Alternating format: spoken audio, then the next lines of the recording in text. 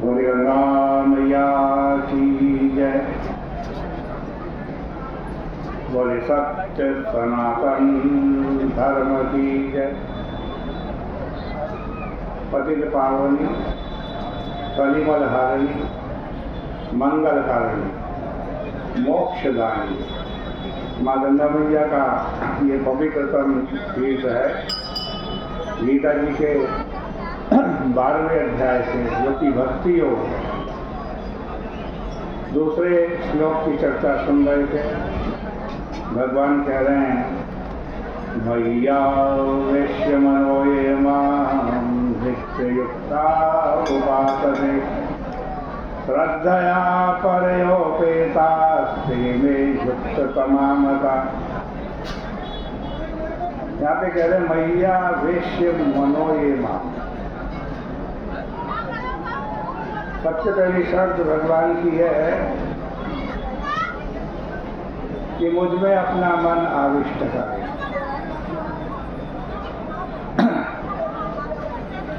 देखो, यदि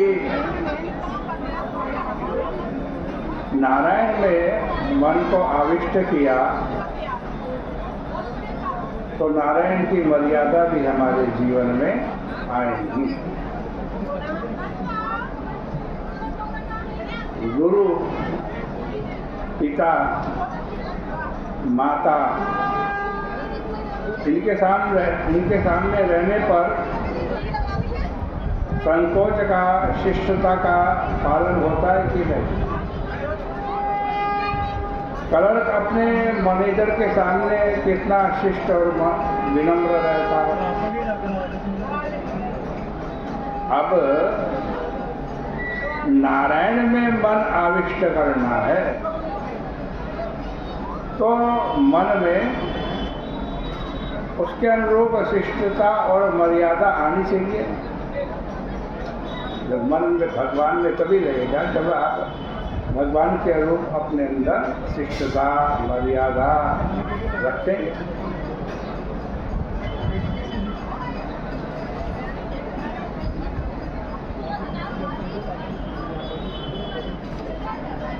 तो वैसी मर्यादा रखो, शिष्टता रखो।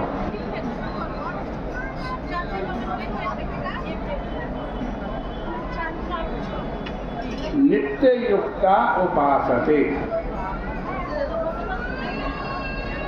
उपासते का मतलब क्या? उप माने समीप में। उप का अर्थ होता है समीप, और आसते का मतलब होता है रहना। नित्य युक्त, सदा सावधान। सावधानी का नाम ही साधना है। किसी भोजन कर रहे मनुष्य से बात करते हुए तुम अपने वमन विरेचन का वर्णन करने लगो, कोई दुख का समाचार उसे दे दे, अथवा कोई तीखा व्यंग कर दे, तो क्या ये उसकी सेवा हुई? भले भोजन कितना बढ़िया बना हो, आप खिलाने बैठे किसी को, उसके सामने उल्टी दस्त की बात करने लगे खाते खाते, या जब वो खा रहा उसी समय खाते खाते ही कोई बड़े दुख का समाचार उसे सुना दे, तो ये सेवा नहीं हो। भोजन कितना भी बढ़िया क्यों ना हो, वो सेवा नहीं। रूखी सूखी भी यदि खिला रहे हो और प्रेम से खिला रहे हो तो वो सेवा है। देश, काल तथा व्यक्ति की योग्यता एवं उसके संबंध का ध्यान रख करके चलने से सेवा बनती है। समूचे ईश्वर को तो पकड़ा नहीं जा सकता, किंतु जब बच्चा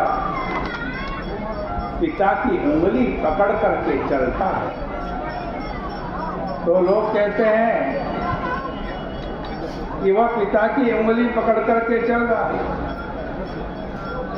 इसी प्रकार बोलते, चलते, खाते, पीते, हंसते, व्यापार करते तुम सदा भगवान के साथ रहो। तुम्हारा ध्यान भगवान में रहे। नित्य युक्ता का अर्थ है सदा सावधान और सदा भगवान के साथ रहना। उपासते का अर्थ साथ रहना है। तुम्हारा घर कहाँ है?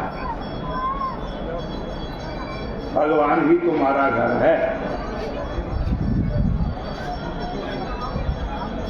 वही तुम्हारा निवास होना चाहिए। हर देश, हर काल, हर क्रिया में सदा सावधान रहो और सदा भगवान के साथ रहो। मन में सदा भगवान, मन को सदा भगवान में आविष्ट रखो। अब जैसे कोई ब्राह्मण है, उसमें ब्राह्मणत्व का आवेश है। अब उसे कोई अपवित्र वस्तु भोजन करने को कहो तो उसे वह कभी स्वीकार नहीं करेगा। एक ब्रह्मचर्य निष्ठ से विवाह करने को कहो तो वो इसे नहीं मानेगा। इसी प्रकार ये जो सांसारिक मोहब्बती ने मोहव्रती, मोहब्बत का मतलब क्या है? हिंदी से आया है मोहब्बत शब्द। मोहव्रती जो हमेशा मोह में ही पड़ा रहता है, वो मोह पर। मोहव्रती लोग, इनका आवेश ऐसा होता है, किसी से तो कहते हैं कि हम तुम्हारे बिना नहीं रह सकते, तुम ही हमारे सब कुछ हो। भगवान कहते हैं कि मन को ऐसे ही मुझ में आविष्ट करो, मुझ में आविष्ट। आगे कह रहे हैं इसी श्लोक में, श्रद्धया परोपेता। श्रद्धा चाहिए भगवान की भक्ति के लिए, और श्रद्धा भी साधारण है, परा श्रद्धा, सर्वश्रेष्ठ श्रद्धा।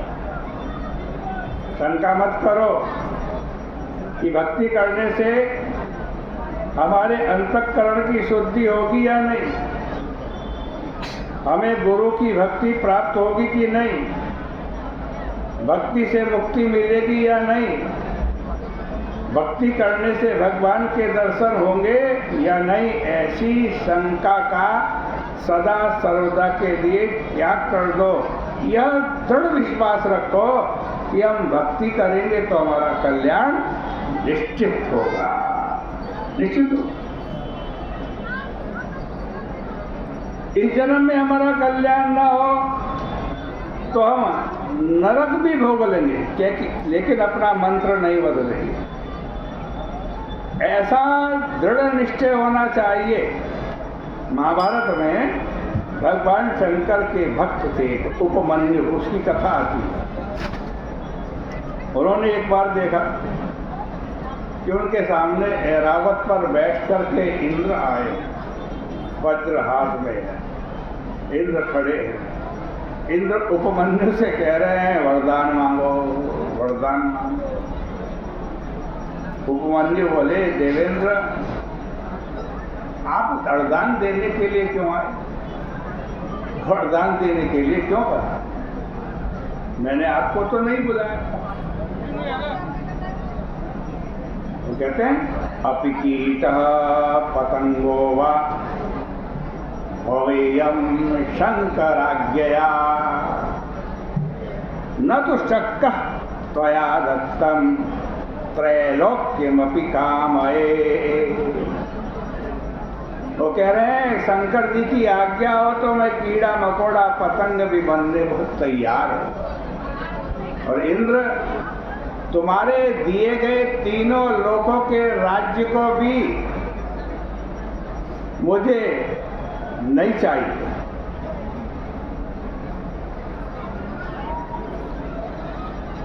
यह है दृढ़ भक्ति। जो लूंगा भगवान से, शंकर जी से लूंगा और किसी से नहीं लूंगा, चाहे इंद्रा है चाहे कुबेरा। इसको दृष्टांत के रूप में देखो। कोई पत्नी अपने पति से कहे कि मैं तो आपको निष्काम प्रेम करती हूँ। क्या कहे? निष्काम प्रेम। पति पूछेगा, अरे भाई तुझे भोजन की, वस्त्र की, आभूषण की भी तो आवश्यकता होगी, वो भी चाहिए।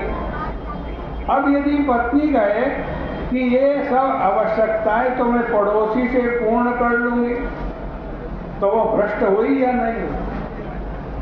इसलिए ईश्वर की भक्ति का अर्थ है उसी पर श्रद्धा रखना।